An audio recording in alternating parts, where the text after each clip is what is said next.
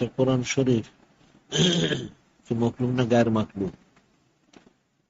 কোরআন শরীফ তো মাখলুক বললে সে কাফের হবে।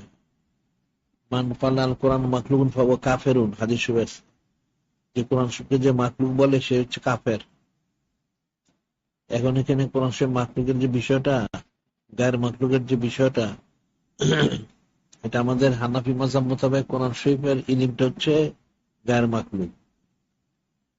আর হাম্বলি মাযহাবের ফতোয়া মোতাবেক ইলমটা তো অবশ্যই গায়ের মাখলুক, অক্ষরগুলিকেও গায়ের মাখলুক বলছেন। আমাদের হানাফি মাযহাব মোতাবেক কোরআন শরীফের ইলমটা হচ্ছে গায়ের মাখলুক, মাখলুক না। যে কাগজের মধ্যে লেখা হয়, যে অক্ষর দিয়ে লেখা হয়, সেটা আমাদের হানাফি মাযহাব মোতাবেক সেটা মাখলুক, আর হাম্বলি মাযহাব মোতাবেক সেগুলো গায়ের মাখলুক। তাই কোরআন শরীফকে মাখলুক বলা কুফরি, যারা বলবে তারা কাফের হবে। আর কোরআন শরীফ আল্লাহ ওনার কালাম, ওনার হাবিব মাহবুব নূরে মুজাসসাম হাবিবুল্লাহ হুজুর ওনারও কালাম মোবারক।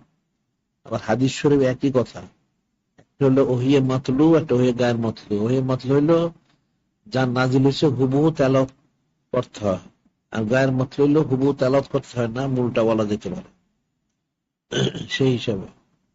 আর কোরআন শরীফ গায়ের মাকলুক, এটা কোনো মাকলুক না। এটাকে মাকলুক বললে কুফরি হবে, কাফের হবে। এখন অনেক লোক হয়তো কোরআন শরীফ এরা গায়ের মাকলুক এরা বুঝে না, কুফরি আকীদা, বাতিল ফেরকাদের ইয়ে। আসলে গায়ের মাকলুক বলে এটা হলো মুতাজিলারা।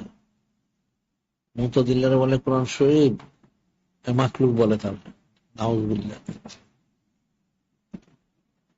যে মাদ্রাসায় পড়ায় দেখানো যে কাশসাপ পড়ায় তাফসীর, কাশসাপের যে লেখক ছিল সে তো মুতাজিলা, পরে অবশ্য তবা করে সুন্নি হয়েছে। তো মুতাজিলাদের আকীদা হলো কোরআন শরীফ হলো মাকলুক, কুফরি আকীদা।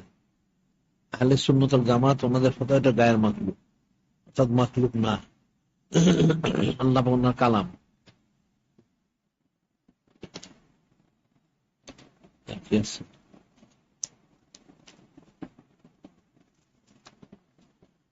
এখন আকীদাগুলি যেগুলি আহলে সুন্নাত ওয়াল জামাত, অর্থাৎ যে আকীদাটা নূরে মুজাসসাম হাবিবুল্লাহ হুজুর পাক সাল্লাল্লাহু আলাইহি সাহাবায়ে কিরাম ওনাদেরকে শিক্ষা দিয়েছেন, সে আকীদাটা পোষণ করতে হবে।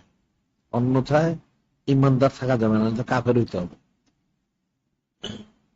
মন গড়া কোন আকীদা পোষণ করা যাবে না, বিশুদ্ধ আকীদা হস্তে জন পোষণ করতে হবে। আর না জানলে এগুলি তাহকিক করে জেনে নিতে হবে। বিনা তাহকিকে কোনো ফতোয়া দেওয়া জায়েজ নাই। বিনা তাকে ফতোয়া দেয়,